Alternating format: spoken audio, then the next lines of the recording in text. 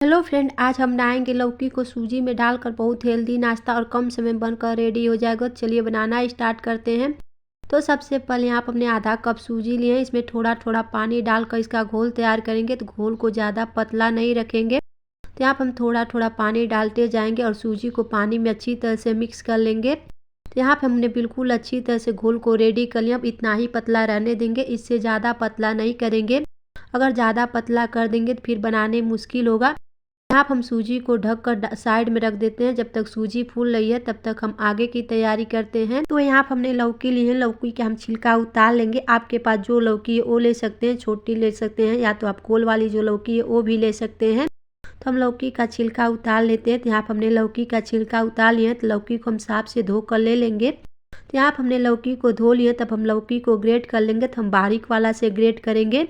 तो इसी तरह से हम लौकी को ग्रेट कर लेते हैं और उसके बाद आपको दिखाते हैं। और बिल्कुल सिंपल रेसिपी है, ज़्यादा समय भी नहीं लगेगा और कम समय में बनकर रेडी हो जाएगा। तो आप चाहें तो सुबह नाश्ते में या बच्चों के टिफ़िन के लिए भी ये नाश्ता बना कर दे सकते हैं। तो इसी तरह से हम सारे लौकी को ग्रेट कर लेते हैं। यहाँ पर हमने लौकी को ग्रेट कर लिए। ये देखिए बिल्कुल अच्छी तरह से हमने ग्रेट कर लिया। तब चलते अगले स्टेप की तरफ। तो हमने जो सूजी रखे थे फूलने के लिए वो अच्छी तरह से फूल चुका है। तो एक बार अच्छी तरह से मिक्स करेंगे और मिक्स करने के बाद हम जो लौकी ग्रेट करके रखे हैं इसमें से आधा लौकी डाल देंगे और थोड़ा सा लौकी बचा लेंगे। अगर आप नहीं बचाना चाहते तो नहीं बचाइएगा, बिल्कुल ऑप्शनल है। तो लौकी डालने के बाद सूजी में अच्छी तरह से मिक्स कर लेंगे ताकि जो लौकी है ना अच्छी तरह से मिक्स हो जाए। तो इसी तरह से हम मिक्स कर लेते हैं। तो यहाँ पर हमने मिक्स कर लिए हैं। तो यहाँ पर हमने 2 बड़े चम्मच बेसन लिए, ये डाल देंगे। बेसन डालने से इसका टेस्ट बढ़ जाता है, तो बेसन ज़रूर डालिएगा। बेसन डालने के बाद इसमें थोड़ा थोड़ा पानी डालकर इसका घोल तैयार करेंगे। तो हमने आधा कप सूजी लिए थे, 2 बड़े चम्मच बेसन लिए थे, तो 1 कप से थोड़ा सा ज़्यादा पानी का इस्तेमाल करेंगे, ज़्यादा पानी नहीं डालेंगे। तब इसी तरह से थोड़ा थोड़ा पानी डालते जाएंगे और इसका घोल तैयार कर लेंगे ताकि सारी चीज़ें बिल्कुल अच्छी तरह से मिक्स हो जाएं। तो बिल्कुल सिंपल रेसिपी आप ज़रूर ट्राई कीजिएगा, आपको बहुत पसंद आएगा और बहुत टेस्टी भी लगता है। तो यहाँ पर हमने सारी चीज़ों को बिल्कुल अच्छी तरह से मिक्स कर लिए। तो अब इसमें मसाले डालेंगे। मसाले इसमें आप कम बेसी कर सकते हैं। तो सबसे पहले हाफ टी स्पून हम गरम मसाला पाउडर डालेंगे, हाफ टी स्पून हल्दी पाउडर डालेंगे, हाफ टी स्पून नमक डालेंगे या स्वाद अनुसार नमक डालेंगे और मसालों को अच्छी तरह से मिक्स करेंगे। आप चाहें तो आप धनिया पाउडर, जीरा पाउडर भी डाल सकते हैं, हाफ टी स्पून अजवाइन भी डाल सकते हैं, लेकिन हमने स्किप कर दिए थे। अब सारी चीज़ों को अच्छी तरह से मिक्स करेंगे। सारी चीज़ों को बिल्कुल अच्छी तरह से मिक्स कर लिया। तब चलते इसे बना लेते हैं। तो इसे रखेंगे नहीं, अब इसे बनाएंगे। तो बनाने के लिए आप हमने कढ़ाई रख दी है। कढ़ाई में 1 चम्मच तेल डाल देंगे। तेल को हल्का सा गर्म कर लेंगे। तो यहाँ पे तेल हल्का सा गर्म हो चुका है। तो इसमें हाफ टी स्पून सरसों डाल देंगे, हाफ टी स्पून जीरा डाल देंगे। जीरा और सरसों को हल्का सा भून लेंगे। तो यहाँ पर हमने सारी चीज़ों को हल्का सा भून लिए हैं। तो यहाँ पर हमने 2 हरी मिर्च, 1 लहसुन की कलियाँ इस तरह दरदरा कूट कर लिए हैं, ये डाल देंगे। अब सारी चीज़ों को अच्छी तरह से भून लेंगे। तो इसी तरह चलाते हुए भून लेंगे। तो यहाँ पर हमसे थोड़ा सा ज़्यादा कलर चेंज हो गया था, आप हल्का सा ही रखिएगा। और यहाँ पर हमने 1 छोटे साइज का प्याज लिए थे, ये डाल देंगे। प्याज को भी हल्का सा ब्राउन होने तक भून लेंगे।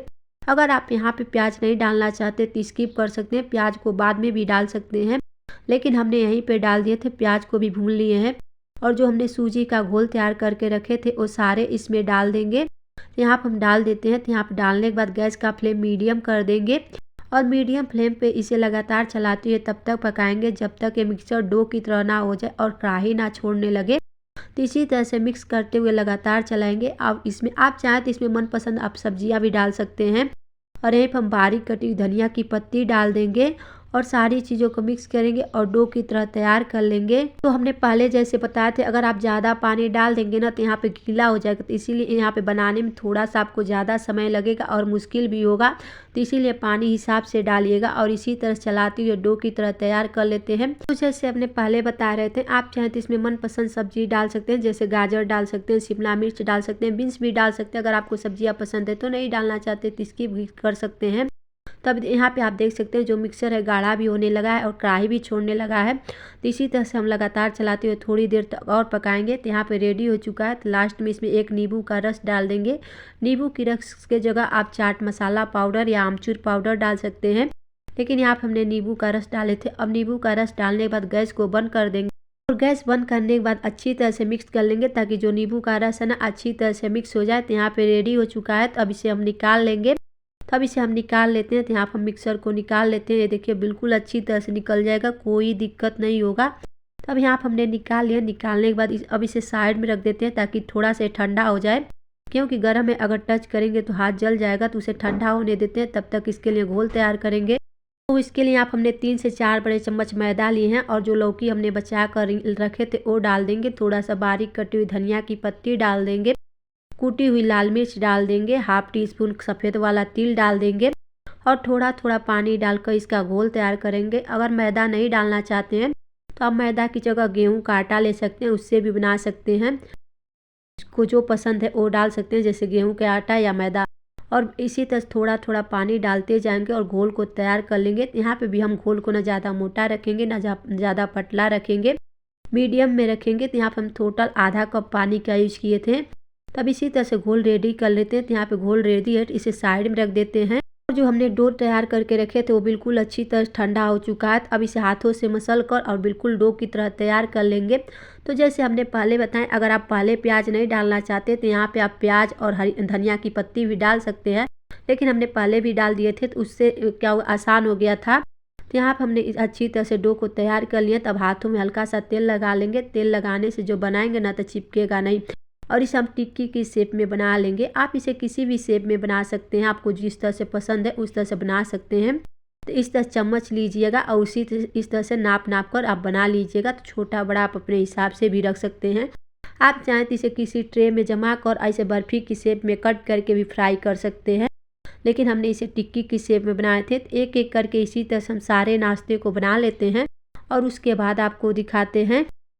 तो यहाँ पे हमने सारे नाश्ते को बना लिए। तो आप चाहें तो ना इसे डिब्बे में भर कर और फ्रिज में 2 या 3 दिन तक रख सकते हैं और जब मन करे तब फ्राई करके भी खा सकते हैं, लेकिन तब प्याज को स्किप कर दीजिएगा। तो ये देखिए, अब चलते हैं इसे फ्राई कर लेते हैं। फ्राई करने के लिए जो हमने घोल बना कर रखे थे मैदा का, एक बार उसे अच्छी तरह से मिक्स करेंगे। और यहाँ थोड़ा सा गाढ़ा लग रहा था, थोड़ा सा और पानी डालेंगे और मिक्स करेंगे।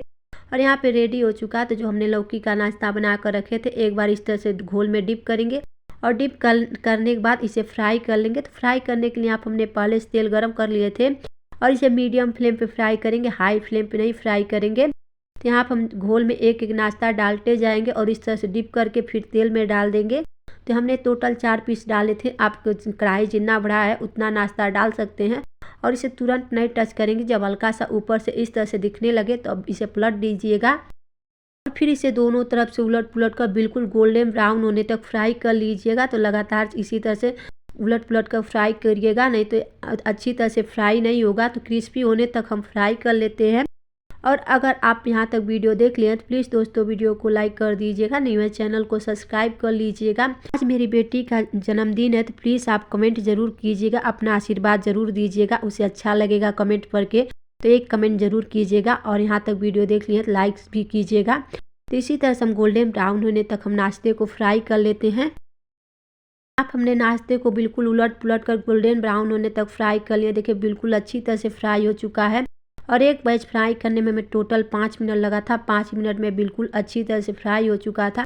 अब नाश्ते को निकाल लेते हैं। सेम तरीके से हम दूसरा बैच भी फ्राई कर लेंगे। तो एक एक करके डालेंगे और दूसरे बैच को भी गोल्डन ब्राउन होने तक फ्राई कर लेंगे। आप हमने दूसरा बैच भी फ्राई कर लिया तो इसे निकाल लेंगे। सेम तरीके से हम सारे नाश्ते फ्राई कर लेते हैं। तो यहाँ पे आप देख सकते हैं कितना यमी दिख रहा है ना। तो हम इसे टमाटो सॉस के साथ सर्व किए थे। आप इसे अपने मनपसंद चटनी के साथ सर्व कीजिएगा। और आज की लौकी की नाश्ते की रेसिपी आपको थोड़ी सी भी अच्छी लगी हो तो प्लीज़ दोस्तों वीडियो को लाइक कर दीजिएगा, न्यू है चैनल को सब्सक्राइब कर लीजिएगा और कमेंट करके बताइए कि रेसिपी आपको कैसी लगी। मिलते एक नई रेसिपी के साथ।